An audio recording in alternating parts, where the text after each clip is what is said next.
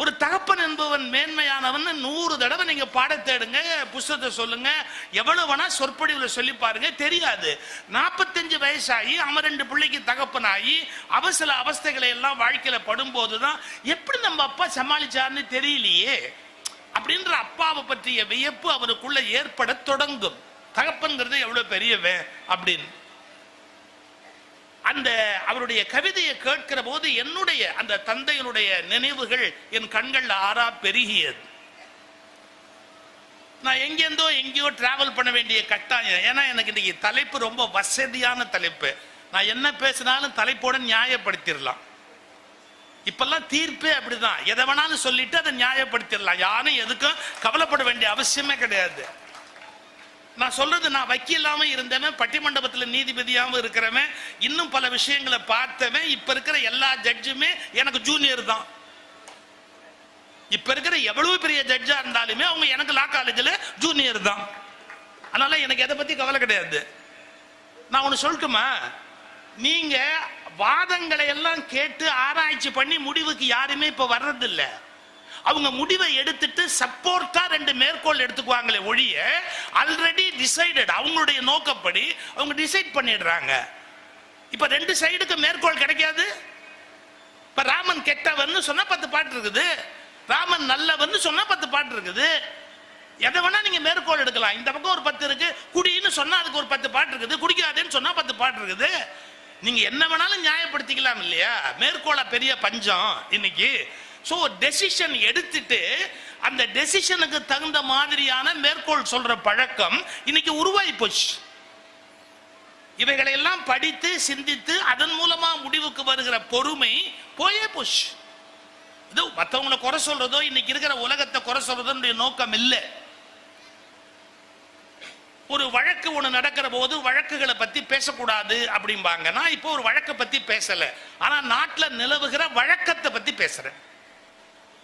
நல்ல கவனிச்சிங்களா? நான் இப்ப வழக்கை பத்தி பேசல, ஆனா நாட்டில் நிலவுகிற வழக்கத்தை பத்தி பேசலாம். அது இலக்கியவாதிக்கு இருக்கிற உரிமை. இந்த நாட்டு சட்டப்படி சார் 18 வயசு ஆயிட்டா பிள்ளைக்கும் உங்களுக்கும் இடையில இருக்கிற உரிமை அருந்து போயிடுது. He can make his own decision.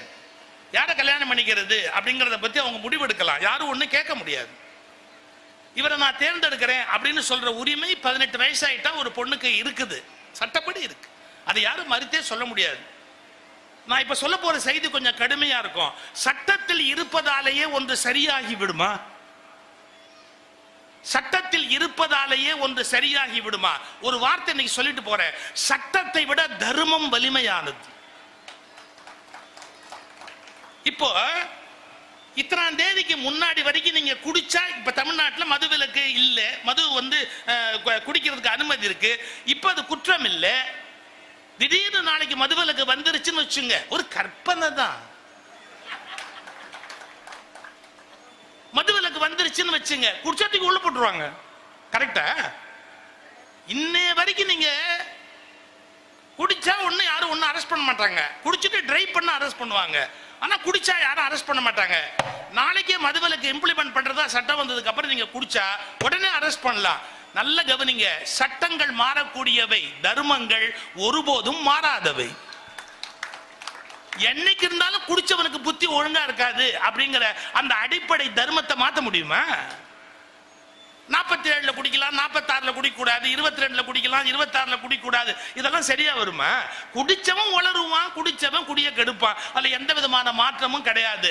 எப்போதும் சட்டத்தை விட தர்மங்கள் வலிமையானவை என்பதால் தான் அரசியல்வாதிகளை விட இலக்கியவாதிகள் அதிக மரியாதைக்குரியவர்களாக கொண்டாடப்படுகிறார்.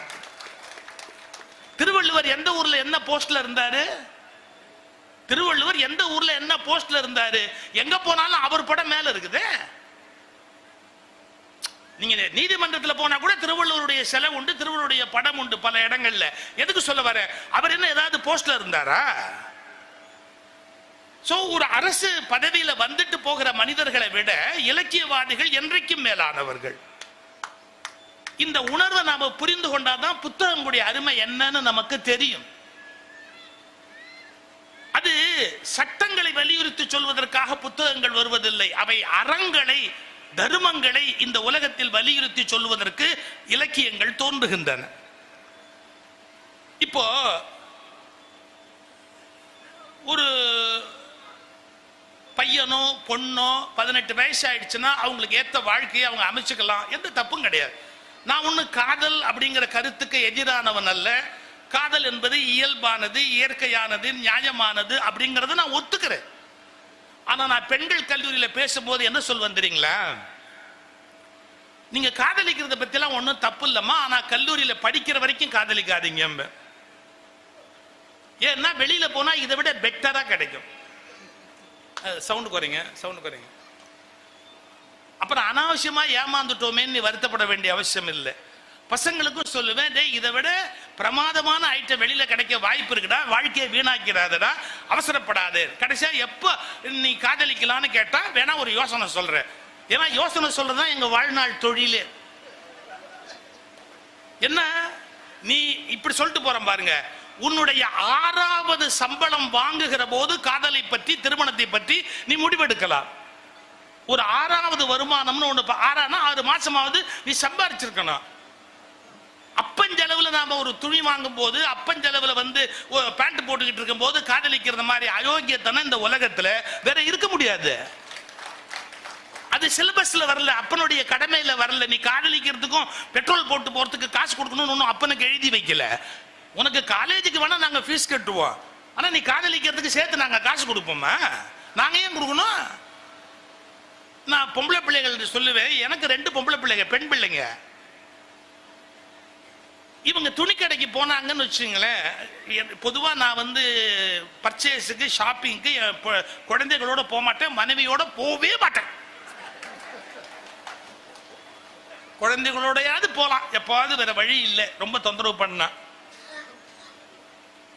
2 தீபாவளிக்கு முன்னாடி என்னை கடத்திக்கிட்டு போய் ஒரு மெட்ராஸ்ல மாம்பலத்துல ஒரு பெரிய துணி கடை இருக்கு. ஐய, இன்னும் இலவசமா கொடுக்குற மாதிரி எல்லாம் ஓடுது. அங்க தெருவில் எவனும் நடக்கவே வேண்டாம், அவன் தள்ளிட்டு போறான். அப்படி இருக்கு. நம்மளா பார்த்து ஒரு கடைக்குள்ள உள்ள போனோம், அவ்வளவுதான். இந்த கடையில என் 2, நான் சொல்றது ரொம்ப முன்னாடி, அவங்க காலேஜ் படிச்சுக்கிட்டு இருந்த காலம், ரொம்ப முன்னாடி துணி வாங்கணும் அப்படின்னு போய் துணியை வாங்குறேன்னு சொல்லி, சார் நம்ப மாட்டீங்க, நீங்க ஒரு 6 அல்லது 7 மணி நேரத்துக்கு மேல ஆகுது. 6 மணி நேரத்துக்கு என்ன இருக்குது துணியில செலக்ட் பண்றது எனக்கு தெரியல. எனக்கு 6 அல்லது புலவர் ராமலிங்கம் நேத்திக்க முந்தானத்தையும் பேசியிருக்காரு. அவர் ரொம்ப அழகா சொல்வாரு, இந்த 8 மணி நேரத்தை வீணாக்க வேணாமேன்னு ஒருத்தன் முதலாளி கிட்ட போய் அந்த யூனிஃபார்ம் கொடுங்க, வாட்ச்மேனா நின்று நான் சம்பாரிச்சுக்கிறேன். இதே துணி கடையில வாசல்ல நான் யூனிஃபார்ம் கொடுத்து நின்னேன்னா அதுக்கு ஒரு 800 ரூபாய் கிடைக்கும் இல்ல, அதை பாத்துக்கிறேன் 8 மணி நேரத்துல. அந்த மாதிரி 7 மணி நேரம் 8 மணி நேரம் துணி செலக்ட் பண்ண. சரி, நம்ம ஆஸ் எ தகப்பன் பொறுத்து தான் ஆகணும், ஒன்றும் பண்ண முடியாது, தகப்பனுக்கு கடமை இருக்கு. பொறுத்துட்டு சரிதான அந்த கூட்டத்தில் சிரமப்பட்டு காரை பார்க் பண்ண முடியாது, டிரைவரை கூப்பிட முடியாது, படாத பாடுபட்டு எல்லாம் பண்ணி திரும்ப அங்கேருந்து முடிச்சு வீட்டுக்கு வந்த உடனே இவங்க 2 பெண்களும் அந்த துணிமணி, சுடிதார், அது இது எல்லாத்தையும் எடுத்து பார்த்துட்டு சந்தோஷப்படுவான்னு நினைச்சா சார், சோகமா உட்கார்ந்துருக்காரு, மனசு சோகமா உட்கார்ந்து. ஏன்டா எனக்கு என்னடா ஆச்சு கண்ணு, ஏன் இப்படி இருக்க? நீங்க சந்தோஷமா இருக்கணும் தானே இவ்வளவு பணத்தை கொட்டி உங்களுக்கு எல்லாம் வாங்கி கொடுக்குறோம், ஏன் இப்படி இருக்கிறேன்? இல்ல இல்ல, அந்த பல்பு வெளிச்சத்துல இதெல்லாம் நல்லா இருந்தது, சூரிய வெளிச்சத்துல இது நல்லா இல்லை. நான் என்ன சூரியனை பிடிச்சு கொண்டு போய் உள்ளே விட முடியும் கடையில? சூரிய வெளிச்சத்துல இது நல்லா இல்லப்பா அப்படின்னு.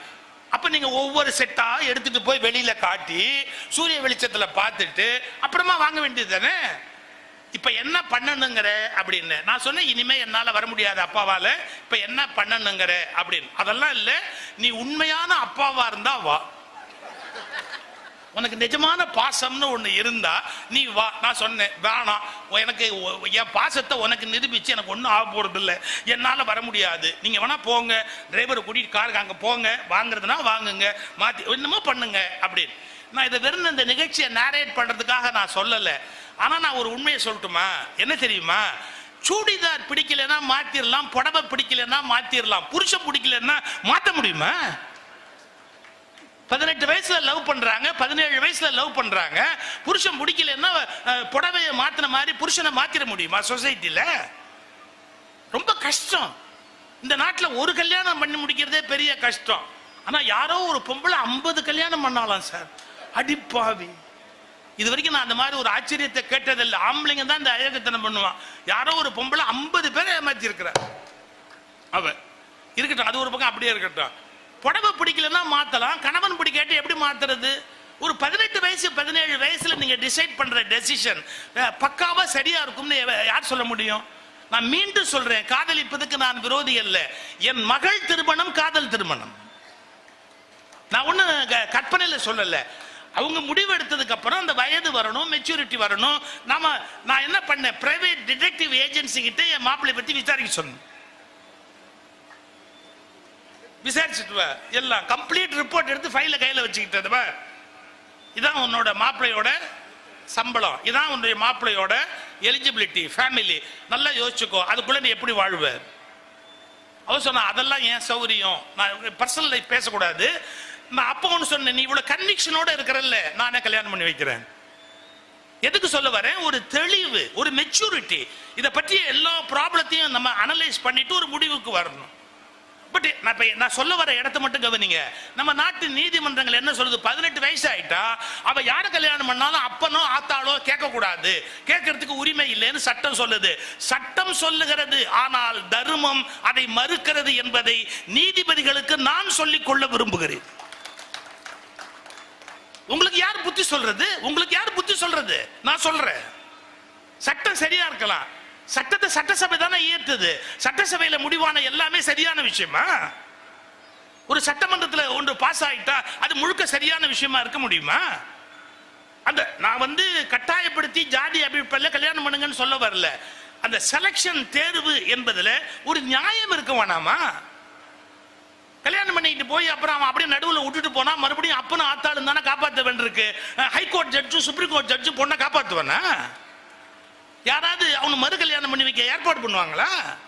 வராது. யார் பண்ண போற? நான் என்ன கோபத்தில் பேசுறேன்னு உங்களுக்கு புரியும் நினைக்கிறேன். ஒரு பிள்ளைகள் மீது பெற்றவர்களுக்கு இருக்கிற ஒரு சில உரிமைகளை சட்டங்கள் இன்றைக்கு பறிப்பதை நியாயமாக ஏற்றுக்கொள்ள முடியாது. அதைவிட மிக நீண்ட மரபுகள் பரிசீலனைக்கு உரியவை. அதை பற்றி நம்ம யோசிக்க வேண்டிய கடமை இருக்குது சார்.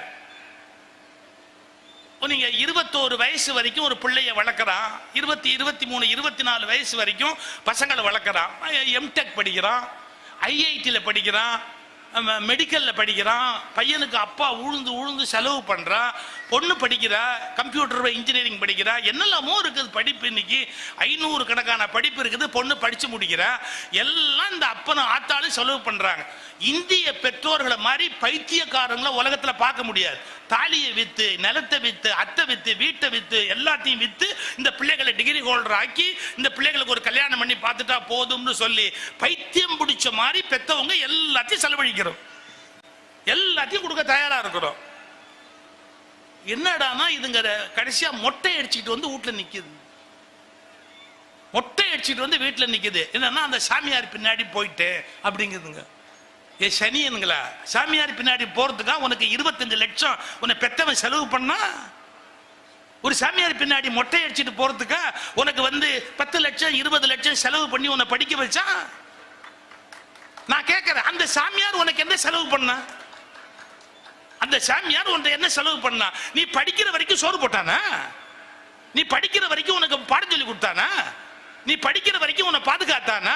நீ படிச்சு முடிச்சுட்ட. இனிமே நம்ம மடத்துக்கு அல்லது நம்ம ஆசிரமத்துக்கு இலவசமா ஒரு வேலைக்காரன் கிடைப்பான்னு உன்னை பிடிச்சி உள்ள வச்சுக்கிறான்.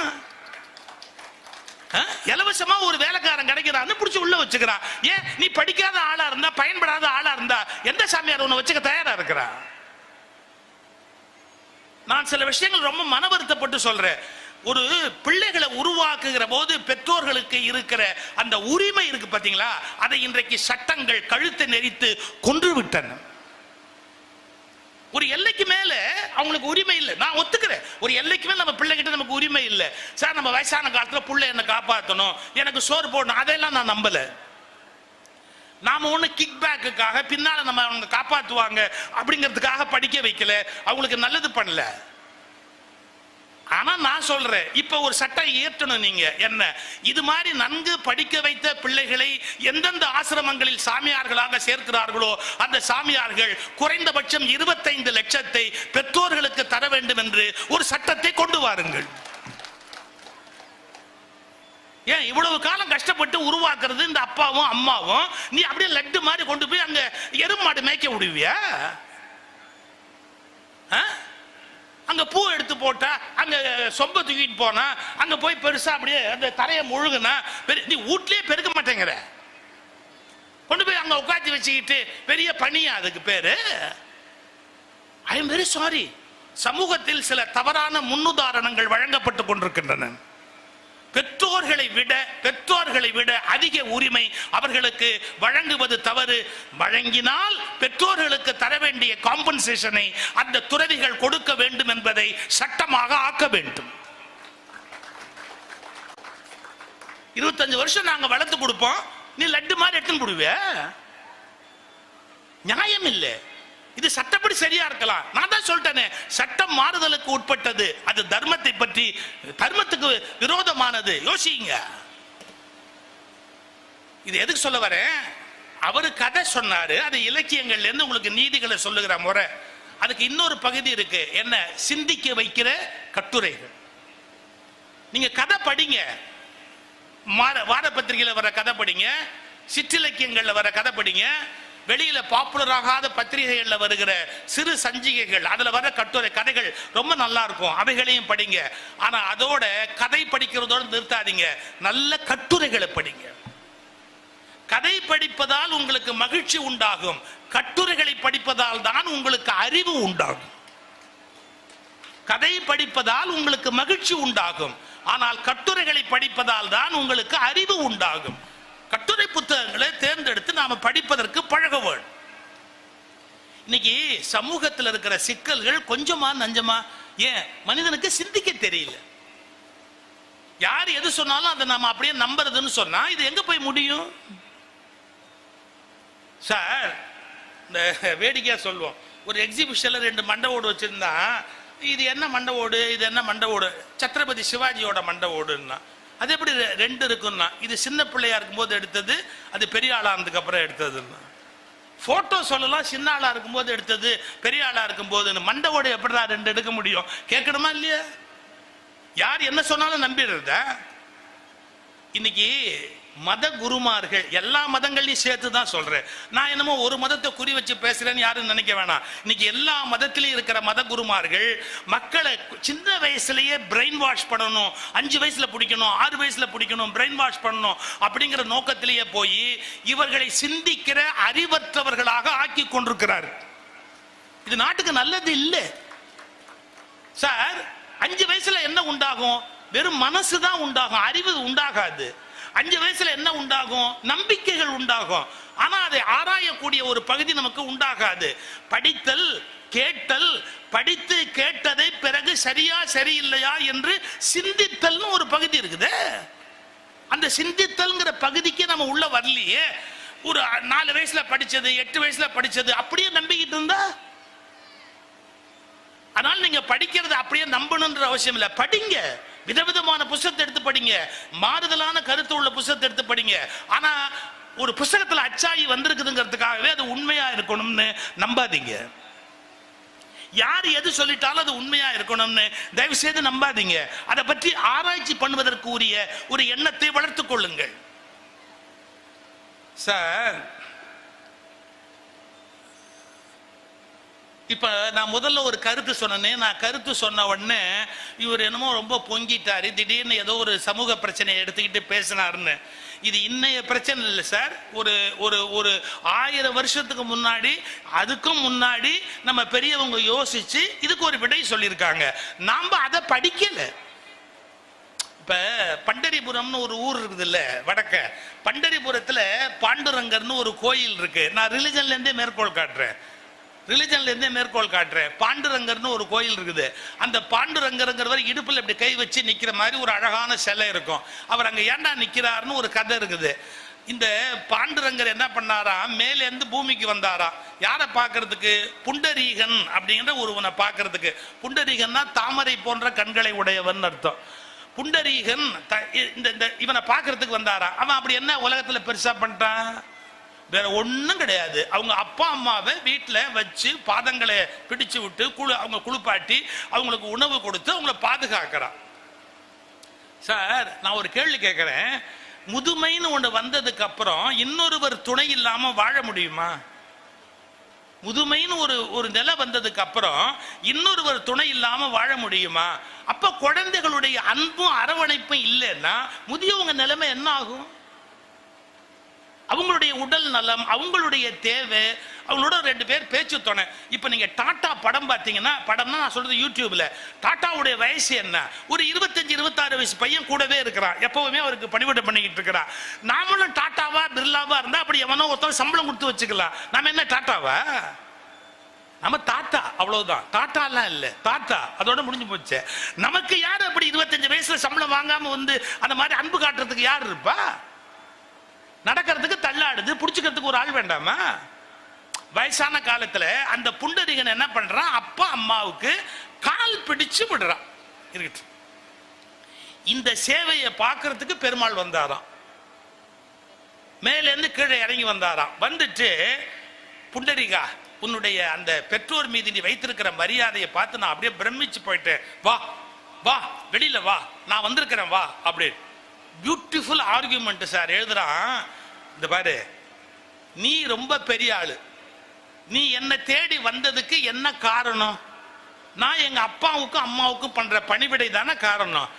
எப்ப எங்க அப்பாவுக்கும் அம்மாவுக்கும் பண்ண படிவினையினால அந்த காரணத்தால நீங்க வந்து நிக்கிறியோ, அப்ப நீ வந்துட்டேன்னு நான் அதை நிறுத்தினா அந்த செயலுக்கு அவமரியாதை இல்லையா? நீ வந்துட்டேன்னு நான் அதை நிறுத்த முடியுமா? நிறுத்த முடியாது. அதனால நான் ஒண்ணு நல்ல கால் பிடிச்சு விடுறேன், அவங்க தூங்குனதுக்கு அப்புறம் உங்ககிட்ட வந்து நான் உன்னை பார்க்கிறேன், அது வரைக்கும் என்னால வெளியே வர முடியாதுன்னா. இது கதை சார், இதுதான் சார் கரெக்ட். நான் அவங்களுக்கு வேலை செய்யறேன், பணிவிடை பண்றேன். இப்போ அவங்களுக்கு அந்த பணிவிடையினால அவங்களுக்கு தூக்கம் வந்ததுக்கு அப்புறமா நான் உங்கூட வந்து பேசுறேன். நான் உங்கூட பேசுறது எனக்கு முக்கியம் அல்ல, நீ கிடைப்பேங்கிறதுக்காக பண்ணல, அவங்களுக்கு ஓய்வு கிடைக்கணுங்கிறதுக்காக தான் நான் இந்த காரியத்தை பண்ணிக்கிட்டு இருக்கிறேன். ஏய், நான் கடவுள்டா, என்ன நீ நிக்க வச்சா மரியாதையார். ஒரு செங்கலை தூக்கி போட்டான், செங்கலை தூக்கி போட்டு சரி இங்க நில்லு அப்படின்னா அதுல ஏறி பாண்டுரங்கர் நின்னார்னு கதை எழுதி வச்சிருக்கான். சார், இது கற்பனை கதையோ உண்மை கதையோ வரலாறோ, மெசேஜ் என்ன? மெசேஜ் என்ன? கடவுளே வந்தா கூட அதை விட மிக முக்கியம் பெற்றோருக்கு நாம் செய்கிற பணிவிடை அப்படின்னு இந்த தேசத்து இலக்கியத்தில் எழுதியிருக்கிறானா இல்லையா? இவ்வளவுதான் என்னுடைய கேள்வி. பெற்றோர் அள்ளி குப்பை தொட்டில போட்டுட்டு போய் நீ சாமிக்கு சேவை பண்ணு அப்படின்னு எழுதியிருக்கிறானா இல்லையே? நீங்க அதை விட இன்னொரு அற்புதம் இருக்கு. அந்த பக்த விஜயன் நூல் கூட ஆழமா நீங்க படிச்சு பார்த்தா ஒரு அருமை தெரியும். இந்த புண்டரீகன் யாரு அப்படின்னு ஒரு செய்தி வருது. இந்த புண்டரீகன் யாருன்னு கேட்டீங்கன்னா, அவன் பொண்டாட்டிய கூட்டிக்கிட்டு உண்மையிலேயே அவனுடைய மைண்ட் என்னன்னா, கோயிலுக்கு போய் காசிக்கு போகணும், கங்கையில நீராடணும், இந்த எண்ணத்தோட போகணும்னு புறப்பட்டு போனவன். அப்பா அம்மாவெல்லாம் இப்ப கவனிக்கல. அவன் நாம போய் புண்ணியம் தேடணும், காசிக்கு போயிட்டு வரணும்னு புறப்பட்டு போனவன் யாரு? இந்த புண்டரீகன். இந்த பாருங்க, காசி பக்கத்துல இருக்கிற, அதுக்கு காலையில போனா கங்கையில போய் குளிச்சுடலாம், அந்த மாதிரி இடத்துல நைட்டு எங்க தங்குறதுன்னு தெரியாம ஒரு வீட்டு திண்ணையில படுத்து கிடக்குறான் அவன். அந்த வீட்டு திண்ணையில படுத்திருக்கும் போது விடிய காலையில ஒரு 3:30 மணி 4 மணிக்கு யாரோ கருப்பு கருப்பா ரொம்ப ஒரு மாதிரியான தோற்றத்தோட ஒரு 3 பெண்கள் அந்த ஆசிரமத்துக்குள்ள அப்படி போறாங்க. இவன் முழிச்சிட்டான். யாரு இவங்க? இவ்வளவு விகாரமான தோற்றத்தோட இருக்கிறாங்க, யாரு இவங்க? வரும்போது கேட்கலாம் அப்படின்னு உட்கார்ந்து இருக்கிறான். சார், காலையில 5-6 மணிக்கு வாசல் தெளிச்சு கோலம் போட்டு அங்க எல்லாத்தையும் முடிச்சுட்டு அந்த 3 பெண்களும் வெளியில வர்றாங்க பாருங்க. எக்ஸலண்ட், உலக அழகி போட்டியில ஜெயிச்சவங்க மாதிரி வர்றாங்க. உள்ள போகும்போது தோற்றம் அப்படி இருக்கு, வெளியே வரும்போது உலக அழகி மாதிரி 3 பேரும் வெளியே வந்தாங்க. இவன் குறுக்கு போய் நின்னா, நீங்க யாரு? 3 பேர் உள்ள போனீங்க, அழுக்கா போனீங்க, வரும்போது இவ்வளவு பிரில்லியண்டா வரீங்க, யாரு நீங்க? என்ன கதை பாருங்க சார். அந்த 3 பெண்களும் சொன்னாங்களாம், நான் தான் கங்கை, நான் தான் யமுனை, நான் தான் சரஸ்வதி, நாங்க புண்ணிய நதிகள். எல்லாரும் குளிக்கிறேன் குளிக்கிறேன் குளிக்கிறேன்னு அவன் பாவத்தை எங்ககிட்டே விட்டுட்டதால எங்க மூஞ்சி ஈஞ்செல்லாம் விகாரமா போச்சு. உடனே நாங்க அழுதுகிட்டே கடவுளை கேட்டோம். என்ன கேட்டோம்னா, எங்க பாவம் எல்லாம் போகணும்னா நாங்க என்ன பண்ணணும் அப்படி. உடனே கடவுள் யோசிச்சுட்டு சொன்னாரு, நீங்க நேரா போய் அந்த முனிவர் ஆசிரமத்தை பெருக்கி கூட்டி அங்க செய்ய வேண்டிய பணிகளை எல்லாம் செய்யுங்க. உங்க பியூட்டி மறுபடியும் உங்களுக்கு கிடைச்சிடும். மறுபடியும் எல்லாரும் பாவத்தை கொண்டாந்து விடுவான். மறுநாள் காலையில் போய் உங்களுக்கு பியூட்டிஷியன் அந்த பார்லர், பியூட்டி பார்லர் போயிட்டு வர மாதிரி நீங்க நேரா போய் உங்களை மாத்திட்டு திரும்பி வந்துடலாம். டெய்லி போயிட்டு வாங்க அப்படின்ட்டாரு. வேற வழி இல்லாம 3:30 மணிக்கு வருவோம். இவர் ஆசிரமத்தெல்லாம் கூட்டி பெருக்கி எல்லா பணிவிடையும் போய்வோம். நாங்க அழகா மாறிடுவோம். இந்த முனிவருக்கு பேர் குக்குட முனிவர்னு பேரு அப்படின்னு. இவன் யோசிச்சான், 3 புண்ணிய நதிகளே வந்து தங்கள் பாவங்களை நீக்கி கொண்டு போகுதுன்னா இவர் ரொம்ப பவர்ஃபுல் சாமியார், இவர் ரொம்ப பெரிய ஆளுன்ட்டு நேரா உள்ள போய் குக்குட முனிவரை பார்த்து கும்பிட்டு, அப்படி நீங்க என்ன மந்திரம் சொன்னீங்க, அப்படி நீங்க என்ன தவம் பண்ணீங்க, அப்படி நீங்க எப்படி கடவுளையே கட்டி வச்சீங்க, எப்படி நீங்க இந்த நதிகளை எல்லாம் சுத்தம் பண்ணீங்க? அவர் சொன்னார், எனக்கு அதெல்லாம் ஒன்றும் தெரியாதுப்பா, எங்க அப்பா அம்மாவுக்கு நான் சேவை பண்ணிக்கிட்டு இங்க உட்கார்ந்துருக்கேன். கதை முடிஞ்சு போச்சு. என்ன பொருள் தெரியுங்களா? அவரவர் கடமையை அவரவர்கள் செய்யாமல் நான் கடவுளை திருப்தி செய்ய நினைக்கிறேன் என்பது கடவுளுக்கு மகிழ்ச்சியான விஷயம் அல்ல. நீங்க உங்க கடமைகளை எல்லாம் செய்யாம நான் கடவுளை போய் சரி கட்டுவேன் அப்படின்னு சொல்லுவது உண்மையில் சரியான வாழ்க்கை முறை அல்ல. உங்கள் கடமைகளை சரிவர செய்துவிட்டு அதன் பிறகு வேண்டுமானால் நீங்கள் கடவுளை போய் சரிவர உங்களுக்கு விருப்பமான வகையில் என்ன வேணா பணிவிடை பண்ணிட்டு வாங்க. உன் சொந்த தாய் தகப்பனுக்கு பணிவிடை செய்யாமல் எங்கோ ஆசிரமங்கள் இருக்கிற சாமியார்களுக்கு பணிவிடை செய்வேன் என்று சொல்வது இந்திய மரபை கேலி கூத்தாக ஆக்கி கொண்டிருக்கிற ஒன்று.